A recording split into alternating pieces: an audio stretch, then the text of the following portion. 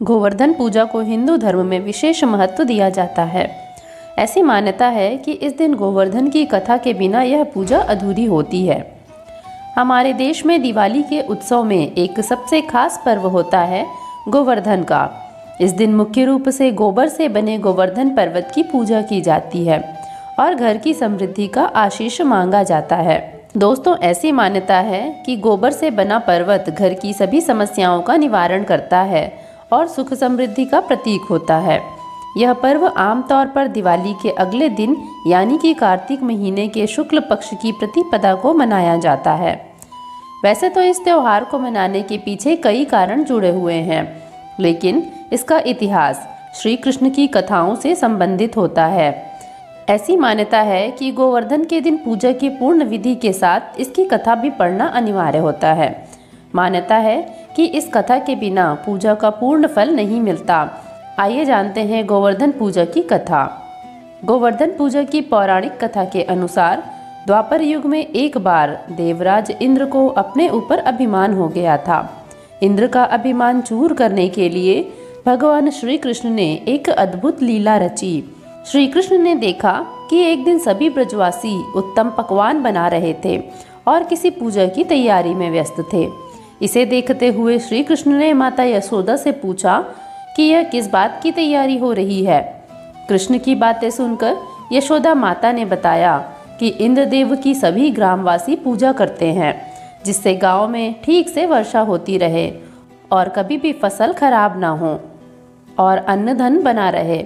उस समय लोग इंद्रदेव को प्रसन्न करने के लिए अन्नकूट चढ़ाते थे। यशोदा मैया ने कृष्ण जी को यह भी बताया कि इंद्रदेव की कृपा से ही अन्न की पैदावार होती है और उनसे गायों को चारा मिलता है। इस बात पर श्री कृष्ण ने कहा कि फिर इंद्रदेव की जगह गोवर्धन पर्वत की पूजा होनी चाहिए, क्योंकि गायों को चारा तो वहीं से मिलता है। इंद्रदेव तो कभी प्रसन्न नहीं होते और न ही दर्शन देते हैं। इस बात पर ब्रज के लोग इंद्रदेव की जगह गोवर्धन पर्वत की पूजा करने लगे। यह देखकर इंद्रदेव क्रोधित हुए और उन्होंने मूसलाधार वर्षा शुरू कर दी। इंद्रदेव ने इतनी वर्षा की कि उससे ब्रजवासियों को फसल के साथ काफी नुकसान हो गया। ब्रजवासियों को परेशानी में देखकर श्री कृष्ण ने अपनी कनिष्ठा उंगली पर पूरा गोवर्धन पर्वत उठा लिया और सभी ब्रजवासियों को अपने गाय और बछड़े समेत पर्वत के नीचे शरण लेने के लिए कहा। इस बात पर इंद्र कृष्ण की यह लीला देखकर क्रोधित हो गए और उन्होंने वर्षा की गति को और ज्यादा तीव्र कर दिया।